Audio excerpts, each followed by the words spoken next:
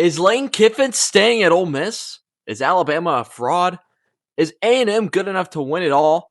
And how many teams will the SEC get into the college football playoff? All of this and more will be answered on today's edition of the Random SEC podcast. I'm Andrew. And I'm Garrett. And today we're going to be breaking down this week's college football slate in the SEC. Let's get started. Under the lights, most Saturday nights, it's Random SEC. Starting off in Aggie Land, Texas A&M versus South Carolina. A&M pulls it out 31-30, but this is not the game you think it was. Yeah, with it was just a a score. crazy game. If you look at the box score, A&M only scored a field goal in the first half. 30-3 coming into the half. And in the second half, South Carolina was scoreless. And Texas A&M comes back with the biggest comeback in school history. Amazing. 28 unanswered points for the Aggies. This is the kind of grit, the kind of adversity that A&M has gone through all season and continues to battle and continues to win. Championship caliber, man. You're going into halftime. Shane Beamer's pumping up the crowd. He's just talking his talk. I thought it was over for the Aggies, and I'm not going to lie to you. Wow, what a second half. Yeah, this was an absolute, just amazing game. On the second half, that is, as an Aggie fan. You know, could have purchased the whole seat, but you only needed the edge, because I was on the edge of my seat on the fourth quarter, terrified from, what was it, the backward pass that they took possession on, South Carolina took possession on. Man, that had me had me on my seat. A lot of mistakes here for A&M. Marcel Reed ended up having a pretty good day despite a rough first half, similar to the A&M team in general, and it kind of seems like that's a theme. Yeah. You know, the way Marcel Reed kind of dictates the way this A&M team plays. He's kind of the leader, the soul, the swagger of this team. And his motto is to finish. So, and that they certainly did today. Yeah. But for A&M as well, not the kind of first half you want to see at all. If that comes around again, especially come playoff time, they're going to be in some trouble. I think championship caliber teams find ways to win, and it's an intangible skill that Texas A&M undoubtedly has after this game. They found ways to win in every game, for sure. It's incredible. But they're going to have to play a more 60-minute game thus forward, especially against Texas, especially in the SEC championship game if they make it there, and especially in the college football playoff. They're a lock at this point, right? They are 100% a lock. They cannot be caught sleeping like they were today, though. I don't think that's going to be a problem. I think Mike Elko has his team ready, and what a hell of a halftime speech that must have been. Yeah. Well, from the cast, the team said they believed they were going to win this game. They did not think for a second they were going to lose this game. Being down 27 points and still thinking, I will win this game. Just incredible grit, incredible finishing ability, incredible ways to win. It's incredible. And for South Carolina, just another gut-wrenching loss. And it seems like that's a theme here for a couple bottom-tier SEC teams just finding ways to lose. Where do you go if you're South Carolina? Is Shane Beamer's tenure close to ending? Or can you not afford to fire him right now? A lot of questions in Columbia, but we shall see as the season continues to progress. That being said, South Carolina will not make a bowl this year, and Texas A&M will make the playoffs. What a class for them. The last thing I do want to say is this is called the Battle of the Bonham Trophy because Bonham was a South Carolina state senator, and he fought and died in the Alamo. And oh yeah, cool story. Cool trophy too. Yeah, exactly. This was a rivalry the SEC manufactured, but I do like that trophy. That's cool. Yeah, cool makeshift rivalry. Yeah. And moving on to another rivalry. This one was not the most stellar edition of this rivalry. The LSU Tigers took on the Arkansas Razorbacks in Baton Rouge, and it was a sight to behold, not in a good way. LSU pulled it out 23-22. The battle for the boot. Just an absolute terrible watch, to be honest, from both teams. Oh, man. I think this makes 6 games that they lost by a total of 6 points. Like if 6 points went their way, Yes. they would be positive. It's crazy. Arkansas, 6 games. another one-score loss. You cannot make this up. Keep finding ways to lose, man. How do they do that? LSU quarterback Michael Van Buren stepped in today for Garrett Nussmeier and had a pretty good day. 221 yards and a touchdown. But it was really Caden Durham, the running back for LSU, who took on the carry-on offense, and Harold Perkins Jr. on defense, who just absolutely tore up Arkansas. And it was really the turnovers for Arkansas. I think they had 3 turnovers this game. That was the difference. That's been the difference. Another rough loss for Arkansas. What can you say? It felt like LSU was controlling everything, though, throughout the game. But without Nussmeier back there, I think they needed to do that to play LSU's brand of football that they have. Even though the coach lists all this other shenanigans behind them, playing a noon game that they rarely ever do. Yeah. So I mean, that being said, LSU will likely make a bowl this year, even with the turmoil that has happened. Arkansas remains winless in the SEC and continues to search for their coach, as LSU continues to search for theirs as well as an AD, as well as many other things happening in Baton Rouge. Yeah, both these teams don't have head coaches, man. Nope. It was the first time ever that 2 interims had ever gone against each other in the SEC. I found that a little surprising, but interesting statistic. Moving on to Tuscaloosa, Alabama, and the Crimson Tide got shocked today by the Oklahoma Sooners, second year in a row that Oklahoma pulls off the upset against the Tide, 23-21. What are your thoughts initially? Incredible, man. Alabama, I thought they were super strong, but those turnovers cost them dearly. And now I believe Texas A&M is more of a champion of the SEC caliber team than Alabama is. This game changed my mind. Yeah. This is an Oklahoma team who has been playing better, has been getting healthier. Got him a tier, baby. He's back. The defense is elite, but the turnovers for Alabama are inexcusable. I'm watching that first quarter, man, and they've got 2 or 3 turnovers already, and I'm like, if you just don't get those turnovers, you're up by like 17 or 24, and that game is over. But you let them hang in there. You keep giving them the ball, and Oklahoma capitalizes. All credit to the Sooners. What a fantastic performance by them. This is a game I was not expecting at all for Oklahoma to pull out, to be honest, but they did it. They're still 11th ranked, man. They're still no joke. And with this win, OU, it's hard to argue that they will not make the playoffs. I think they are going to make the playoffs. They have a pretty favorable chance to do so. Sooners could be in the playoffs. Yes. So they have LSU as their last game and Missouri next. It looks very, very likely they're making it in. Yeah, Missouri could be interesting depending on who Missouri has at quarterback. Missouri played well today, but it's going to be pretty hard to argue that OU doesn't make it here. Yeah. But credit to OU, man. I've been a hater on them this year, but 2 back-to-back wins on the road in 2 of the toughest atmospheres in the SEC and just taking care of business. Brent Venables, John Mateer, that is a statement win for your program.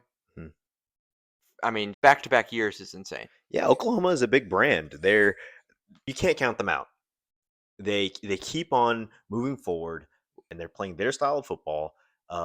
That field goal in the end, when Alabama got the ball back, I thought they could, be the Saban Alabama and really mount a comeback. But it just stalled, and Oklahoma got away with it. They forced the win there. It's incredible. Congratulations to OU. Yeah, and that leaves Alabama with a lot more pressure in these final games.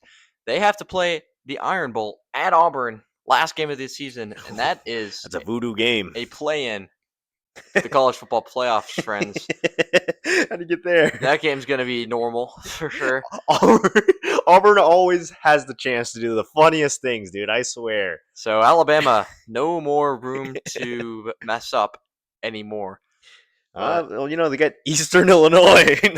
Well, yeah, surely they'll win that one. Yeah. But moving on, Ole Miss, Florida, and this was on drugs, to say the least. This game was absolutely wild. This was an SEC game through and through. Two teams that aren't rivals, that absolutely hate each other this week. Was this one fun? Yes, it was. Yes, it was. Lagway. The amount of times I've yelled at the TV, Lagway, get it away! Throw it away! Just during that game, man. Lagway played well. But yeah, to the end of the game, there's some moves that were a little boneheaded. Ole Miss, they continue to win. They have a pretty strong position to see themselves in the playoffs this year, but I don't really know if that's the story right now, which seems weird. See how I see the game is, Florida had the momentum until the second half. And then championship caliber teams like Texas A&M and to an extent Alabama, and I would also say Ole Miss to this point right here. Yeah, I guess. Yes, they find ways to win. And in the fourth quarter, they score 14 to win the game. Yeah, I think they found the way, and I think that can definitely be said. I'm just saying right now, how excited are Ole Miss fans? Right now, I mean, I'm just saying, right now, your coach is. It doesn't seem very likely that he stays.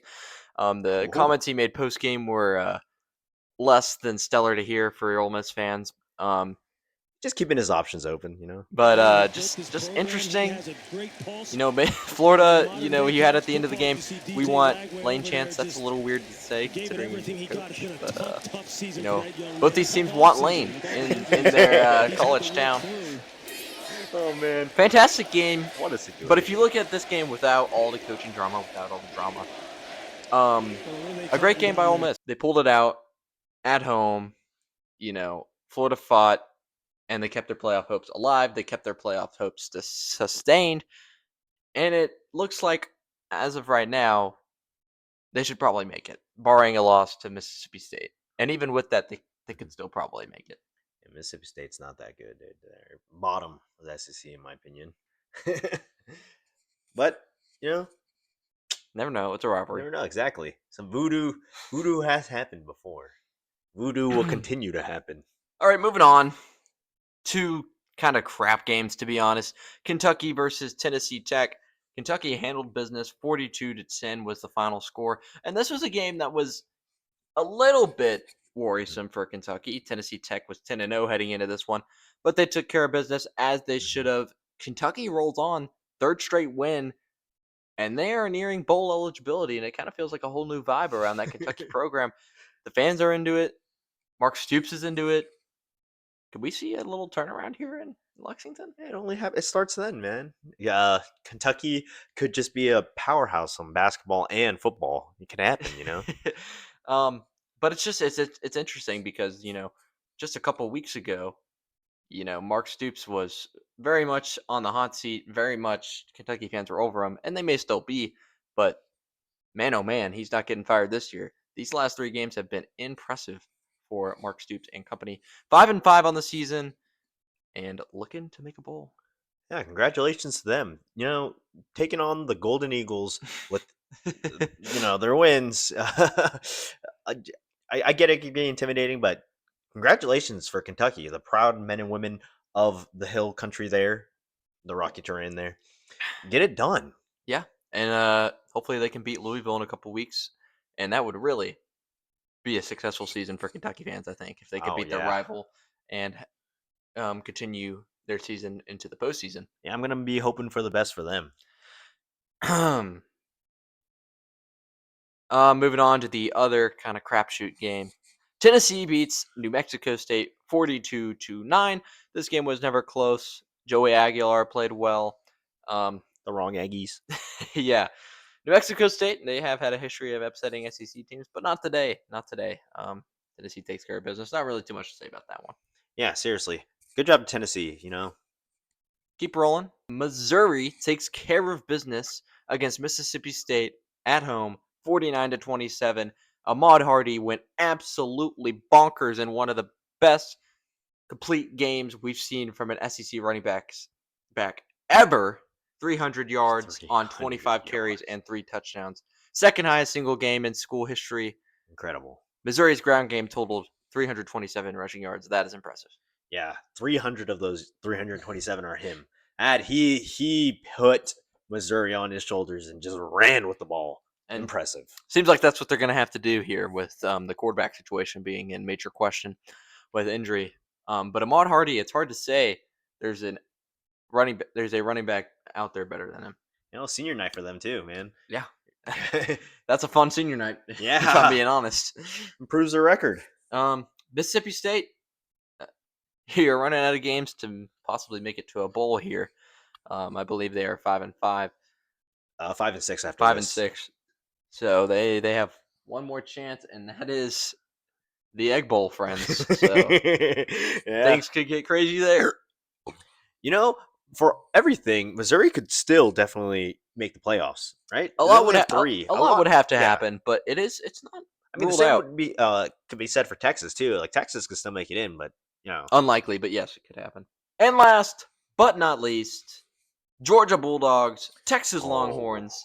Georgia gets the win convincingly, 35-10. Yeah, man. In a playoff implication game at 7:30 at night where the stakes can't be higher, and Georgia pulls away with the win. Wonderful. The game was close for a while, but then Georgia just took the lead and ran with it. I gotta say, the way Georgia's playing right now, I don't know too many teams that could beat them in college football. Georgia is a serious champion contender. And they improved their stock, man, and they may be top 4 this week in the college football playoff rankings. They may be playing for a bye, but their schedule is still pretty tough heading out. They still got Georgia Tech. Yeah. A rivalry, clean old-fashioned hate. Yeah. Well, Georgia scored 21 points in the fourth quarter, and they ran away with the game, like I said earlier. But throughout the game, it was a really nice game to watch. It was back and forth until that. Georgia really took care of business and just thrashed Texas at the end. Arch Manning tried to go to mount a comeback, but he went back to his old ways. It for this 3-game stretch here, it looked like Arch Manning was playing up to his potential. He's got many more years at Texas, but I thought Arch Manning was back. Well, yeah.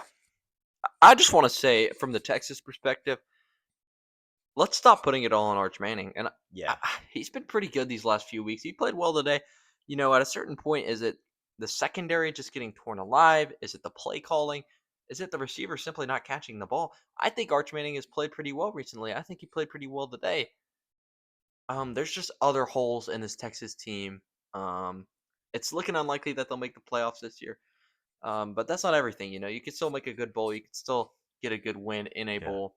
But next year, definitely some holes that need to be filled for Steve Sarkisian. But this game's about Georgia. yes, They are pretty much a lock here. yeah. This game solidified their lock, and It makes them go to the SEC championship game, right? they also could do that. We could see they're probably the favorite right now. Georgia and Texas A&M are probably the 2 current favorites right now. Maybe Alabama. Yeah, I don't know. with the Alabama loss. Yeah, with the Alabama loss. So, I mean, even if they lose their last game, as you mentioned earlier, to Georgia Tech, they're in the SEC. They're still, their record is impressive. yeah. I'm pretty. Yeah, that was our last SEC game. Yep. So it's only them. Yeah, Georgia. I think this game kind of ended when Georgia got that onside kick from Texas. When it was 14-10 late in the third quarter, that kind of solidified it for the Bulldogs. Texas, you hope to pull out wins against your 2 rivals at the end of the year, and that's still a pretty good year. 10-3 or 9-3. If you can do that, that's a great year. But yeah, it feels like you left a little on the table. You wish you could get that Florida game back, and they still can't jump over that Georgia hump that they keep losing. And it's incredible that Texas has played Georgia the amount of times they've had. Yeah. Being in the SEC so recently. A free advice for Texas fans and Texas people out there: clear your booster club of any voices but the head coach and the athletic directors, because I think there's too many strings being pulled on Texas, too many expectations, too many opinions being thrown their way on people that aren't executing. I think the offensive coordinators and defensive coordinators and the strength and conditioning coaches need to just grip that program and run it how they want to run it.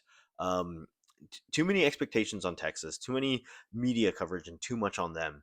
Um, I just think they need to take a step back and really, really assess. I don't like the Texas Longhorns, but they're still an SEC team. They're still Texas, you know. I still want success for all teams, most of all Texas A&M, but I still want them to have success. And little bit of free advice: just play your football. Yeah, that can definitely be true. That can be true with any team, but especially Texas. Yeah. That kind of comes with the job, though. You got to expect the media to be around you because you are the Texas Longhorns. You are the flagship program in the state Hey, and one of the flagship programs in college football. there we go. So yeah, I do agree though. There is a lot of boosters, kind of voicing their opinions on what they want their money to go to, who they want it on. Um, you do want to tighten down on that for sure. I think what opened my eyes to it is the LSU coaching hire and their whole debacle. How state schools have so much influence Yeah, from the government, the state government, and yeah, you everything definitely, else in general. You know? and LSU especially has a big problem with that. Yeah, and see, like LSU is in Baton Rouge with the government, and Texas is in Austin with the government. I conspiratorially believe there's too many influences there. Yeah, that can be good in some scenarios, and it definitely was good at one point, but now in today's age of college football, I just don't think that's ideal. With all the money involved and with all the people involved. But that definitely helped LSU to Mhm. even be a decent program in the past. But yeah, now for these teams, it's not something that's completely ideal. Yeah. But yeah, as a whole, man, was this a jam-packed week. This week, I love football. This week is another instance showing me week by week 12, why SEC football is just the best. Just nail biters in close games, and teams running away with just solid football play. I love it. Great day for college football fans, SEC fans. It was a running back day. Kewan Lacy for Ole Miss and Ahmad Hardy for Missouri had incredible days leading their teams to victories. Don't forget the last runner, Marcel Reed. Marcel Reed had a pretty good day. No, Great most second running, half. just a lot of A&M had a passing. signature second half. Mhm. And Ole Miss and Georgia continue to solidify their spot in the playoffs. South Carolina and Arkansas continue to struggle. And teams like Texas may find themselves out. Yeah, what a How many week. teams are we getting in the college football playoff for the SEC? We shall see. We shall have a little more of an idea of it on Tuesday when the college football playoff rankings come out. But right now, we're looking at 4, 5, maybe 6 SEC teams in the college football playoff. What a time to be alive for SEC fans. I'm Andrew, I'm Garrett. and this is Random SEC. Thank you. See you later.